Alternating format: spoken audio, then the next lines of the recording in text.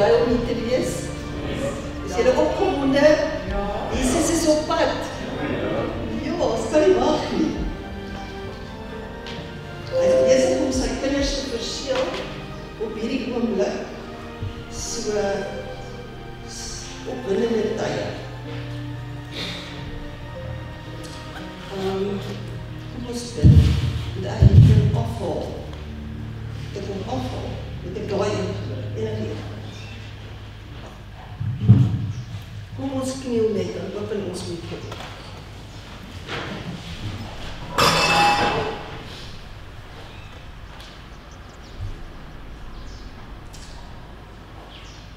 Ons buig laag voor die Skepper van die hemel en die aarde, wat met woorde geskep het. Laat daar lig wees. Laat daar lig wees. Al die plante is met woorde geskep. Die son, die maan, die sterre is met woorde geskep. Die voëls, die visse, al die diere op hierdie planeet is met woorde geskep.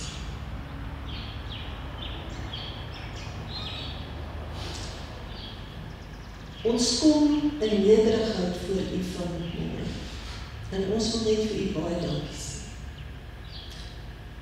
Dankie dat U U seun na hierdie planeet toe gestuur het, om vir ons die karakter van die Vader te kom demonstreer. Dankie Jesus dat U bereid was om te kom. Ons vra dat U vir ons vanoggend sal ondersoek. Ken ons harte, toets ons angstige gedagtes. Kyk waar ons op die verkeerde pad. Lei ons op die regte pad. Wees ons arme sondaars genadig. Kom ons ongeloof te hulp. Vergewe ons al ons vrese, al ons selfsug, vervang dit met liefde en vertroue. Ons bid dat U die Heilige Gees sal stuur om met ons te praat vanmôre.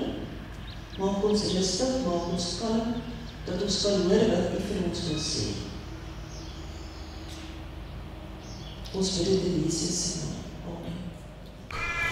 Ons openingslied, die 109. Yeah.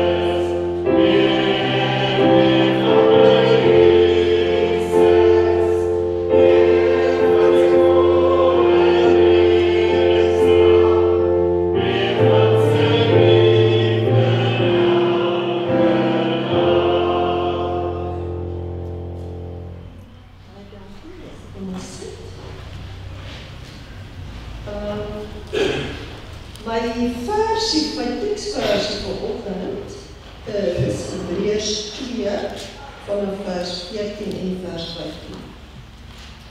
Aangesien die kinders dan vlees en bloed deelagtig is, het hy dit ook op dieselfde manier deelagtig geword, sodat hy deur die dood hom tot net kon maak wat mag oor die dood het.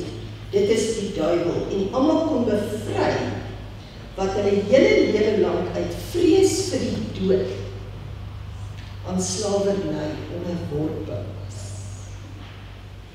Wie van julle ken hierdie boekie? Steps to Christ. Wie van julle weet wat is die verseëlingsboodskap?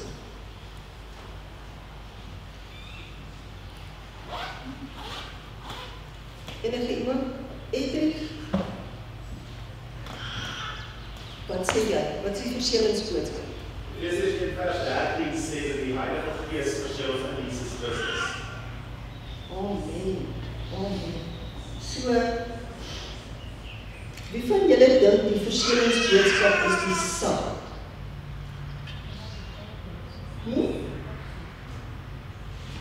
Sy sê om dit kan wees. Wie van julle sê dit is die saad? Deel daarvan, maar dit is nie die verseëlingsboodskap nie. Hoekom nie? Want dit was die Sagittariërs wat Jesus doodgemaak het. Toe Jesus kom, toe herken hulle hom nie. So hulle maak net gou die skepper dood om die Sabbat te gaan maak.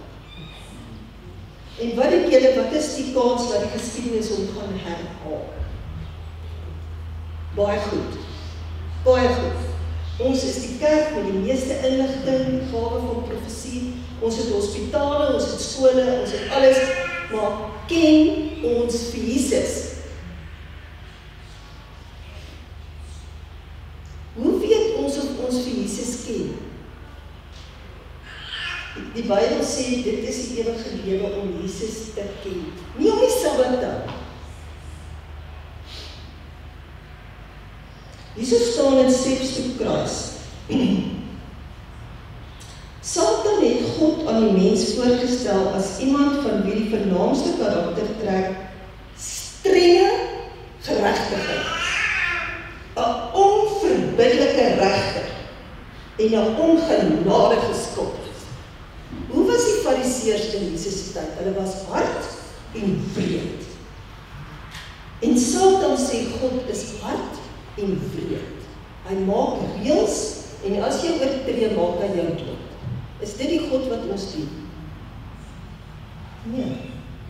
Hy stel die skepper voor as iemand wat gedurig op die loer is om die foute van mense raak te sien, sodat hy hulle kan straf. So Satan sê God is iemand wat heeltyd fout soek en jou straf. Dit was om hierdie valse voorstelling weg te maak dat Jesus onder die mense kom woon het en die oneindige liefde van God geopenbaar het. So hoekom het Jesus gekom? Om die karakter van die Vader vir ons te kom demonstreer. En hoe het hy dit gedoen? Wat het Jesus gedoen op hierdie aarde? Hy het heeltyd, oral waar hy gegaan het, het hy mense gesond gemaak, heel gemaak, gelukkig gemaak, gebless. En dit was wat die Jode veronderstel is om te doen. Hulle moes uitgaan en mense bless en seën. En wat het hulle gedoen? Hulle het al die kennis vir hulle self gehad. En wat doen ons Adventiste vandag? Presies dieselfde. Ons hou alles vir onsself. Ons gaan net Sabbat te verskyn. Dan gaan ons soos 'n duikboot onder die water en Sabbat verskyn ons gewoon. Is dit wat God wil hê ons moet doen? Maar hy is besig om ons nou gereed te kry vir sy wederkoms. So hierdie reis na ons genesing begin met jou koneksie met die Vader. Dis hoekom die geheim van Jesus se sukses was, hy het vroeg in die oggende opgestaan. Nog terwyl almal slaap. En dan het hy tyd met sy Vader spandeer. So hoe gaan ons gesond word? Deur vroeg in die oggende op te staan. en tyd met Jesus te spandeer. Hy wil ons beskerm, hy wil vir ons voorsien, hy wil ons siel koester, en hy wil die genesende water vir ons gewetes voorsien, want ons het almal skuldgevoelens, want ons weet ons doen dinge verkeerd, nee. En dan, as ons hom leer lief kry, en ons leer om hom te vertrou, dan kan ek vir hom sê, ok, ek dink ek is nou gereed om u te volg. Ek was nie voorheen gereed nie, maar as ons hom leer ken vir die wonderlike God wat hy is, dan wil ons hom volg. Dan lei hy ons op die pad van geregtigheid om sy naam aan te kom, nie om my naam. Hy herstel ons siele. So wat is die doel van ons stilte tye in die oggende? Wat is die doel van Bybelse meditasie? Dis die restaurasie van ons siele. En dan, al gaan ek ook deur die dal van doodskade weer, ek sal geen onheil vrees nie, want U is met my. U stok en U staf vertroos my. Dis nie die pad van die dood nie. Dit is nie die vallei van die dood nie. Dis deur die dal van doodskade weer. Dit is die vallei waardeur elke sondaar moet gaan voor ons sterf, sodat ons kan sterf aan hierdie vrees wat ons het vir God. Dis waar ons wedergebore word, met 'n gees van liefde en vertroue. Dit is die vallei waardeur Jakob moes gaan, toe hy met die engel geworstel het. Dis die vallei waarin Dawid moes gaan, toe hy gekonfronteer was deur Nathan, na sy groot sonde. Psalm 51, skep vir my 'n rein hart, o God, en gee opnuut in die binneste van my 'n vaste gees. Dis die vallei waardeur Petrus moes gaan, nadat hy Jesus verloon het. Dit is die vallei wat nie 'n vallei van vrede is. Dis 'n vallei waar dit voel of jy binne doodgaan. Om vry te kom van hierdie vrees en al hierdie goed waaraan ons vashou, wat ons doen om gerieflik op hierdie planeet te lewe. Ons moet vrykom daarvan. Waar ons waarlik oorgee aan God, waar ons weer gebore word. Dan het ons nie meer nodig om bang te wees. Die stok dryf jou vyande weg, die wolwe. Die staf het ons so hoek. Hy lig jou op uit die gat waaruit ons elke dag val. Ek weet nie wie van julle val elke dag nie, maar ek is net 'n uur wakker dat ek klaar geval. Hy berei 'n tafel voor my in die teenwoordigheid van my vyande. Hy versorg, hy koester met sy woord, met sy waarheid, met sy liefde. Hy salf ons olie, ons hoof met olie. Die Gees maak ons volwasse Christene. Dit is Bybelse meditasie. Dit lei jou na 'n plek toe, waar jy glad nie meer bang is om dood te gaan. Ja, jy staar isolasie in die gesig. Ja, daar is vrees vir verwerping. Want Jesus was weggegooi. Paulus was weggegooi. Sy eie kerk wil hom doodgemaak het, nadat hy Jesus ontmoet het. Ja, ons ervaar daai vrees. Maar in daardie vallei sal jy jou totaal oorgee in vertroue, en jy sal al jou vrese oor. So be it. Oosters westerse meditasie hanteer die simptome, maar Bybelse meditasie gaan na die wortel en genees die probleem. Wanneer ons praat oor geloof teenoor vrees, 'n ware betroubare persoon, hulle moet op 'n punt kom waar hulle kan vertrou, waar ons God kan vertrou. En dan, wanneer daai vrees kom, want dit gaan kom, daai vallei is nie lekker.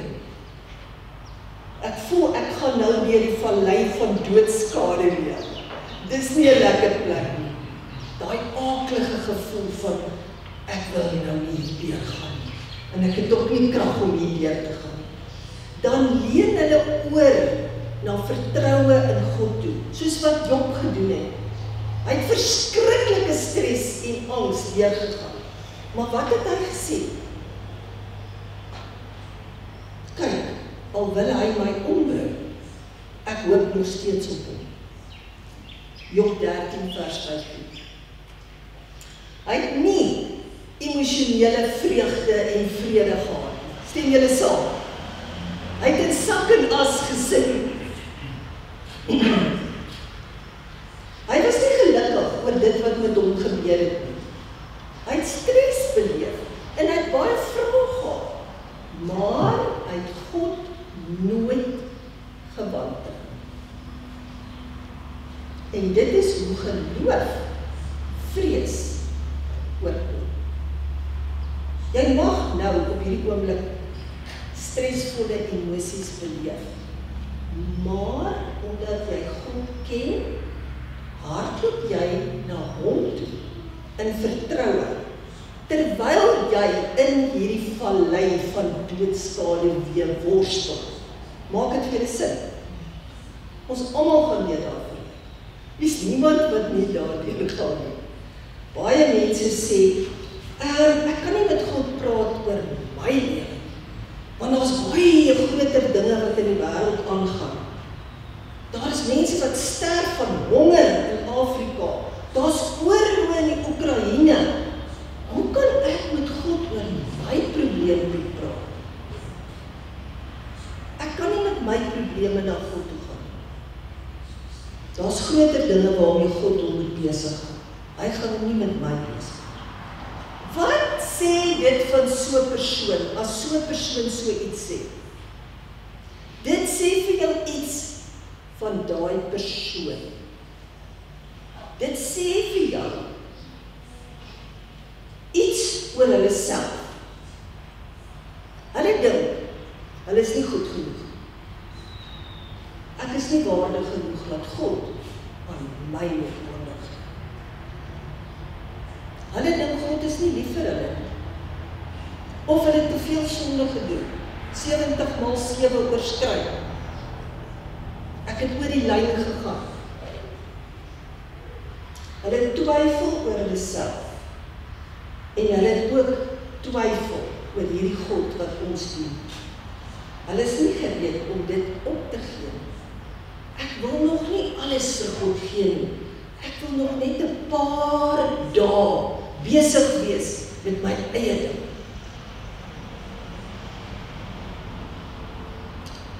Dis belangrik om te reflekteer.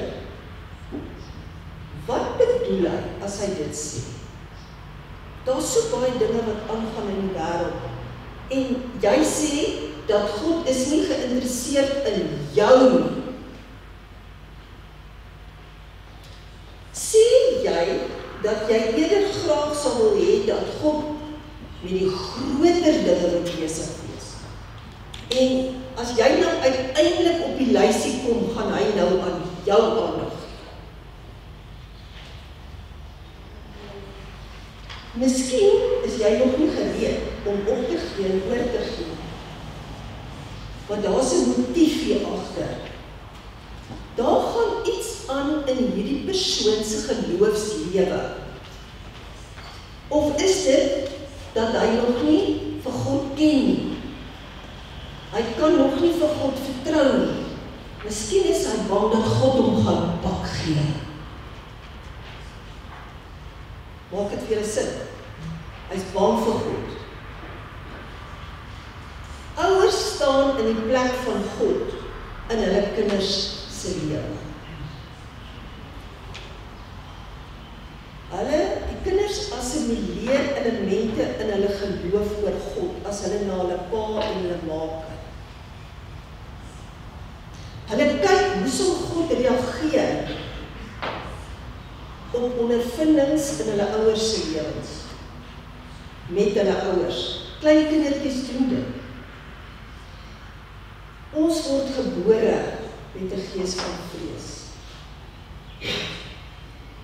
Jy kom maar kyk na 'n babatjie, kom dan skrik die babatjie. Want hy's bang. Hulle belê in hulle emosionele wêreld die almagtige kwaliteite van die Skepper in hulle ouers, wat hulle kan vertrou.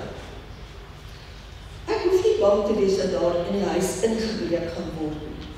Ek hoef nie bang te wees oor al die rekeninge wat betaal moet word nie. Ek hoef nie bang te wees of daar kos op die tafel is nie. Ek hoef nie bang te wees of daar 'n vuur gaan uitbrand nie. Want my ma en my pa kan alles hanteer. My ma en my pa sal my beskerm. My ma en my pa het bonatuurlike kwaliteite wat hulle verdedig teenoor erflike vrees waarmee hulle gebore is. Sodra 'n kind van hulle ouers geskei word, dan oorwin vrees. Wat gebeur as ons onsself van God skei? Vrees. Het julle al gehoor klein kindertjies op die speelgrond sê, my pappa is groter as jou pa. My pa het 'n groter trok as jou pa. My pa kan vinniger hardloop as jou pa. Waaroor gaan dit? Hulle wil hê hulle mamma en pappa moet die grootste en die sterkste wees, want dit is waar hulle sin van sekuriteit kry, van hulle oorgeërfde sin van onsekerheid en vrees waarmee ons almal gebore word. Hierdie vroeë verhouding stel 'n vroeë sjabloon vir patroon wat nodig het om geëvalueer te word. So jy moet jou kinder daar evalueer en kyk. Onthou my ma en pa het foute gemaak. Is dit hoe God sou opgetree het? Is dit wat God sou gedoen het? So ons moet ons kinderdae opdateer. Ek moet nie meer met Windows besig wees nie. Ek moet opdateer na Apple toe. Ek sê nou nie almal met Apples koop nie. Maar ons moet ons sagte ware opdateer. Want ons ouers en ons voorouers het foute gemaak. Selfs die gesondste ouers sal nie God ten volle akkuraat kan voorstel. Ons moet God vir onsself leer ken. Maak dit sin? Kom ons sluit af met, ja, triple 1. Of 1-1-0 is ook reg, 1-1-0 is reg. Is dit reg met jou? Oh,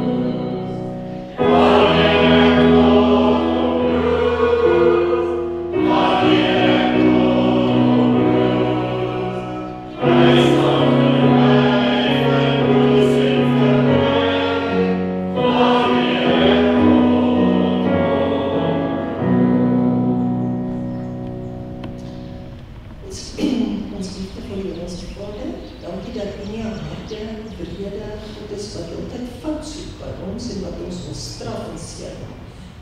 Dankie dat U 'n sagte, geduldige, genadige, barmhartige God is wat ons wil seën. Help ons om nie fout te soek nie, Vader. Ons word soos die God wat ons aanbid. Help ons om nie mekaar se foute raak te sien. Help ons om te fokus op wat ander reg doen. Ons bid dit in Jesus se naam. Amen.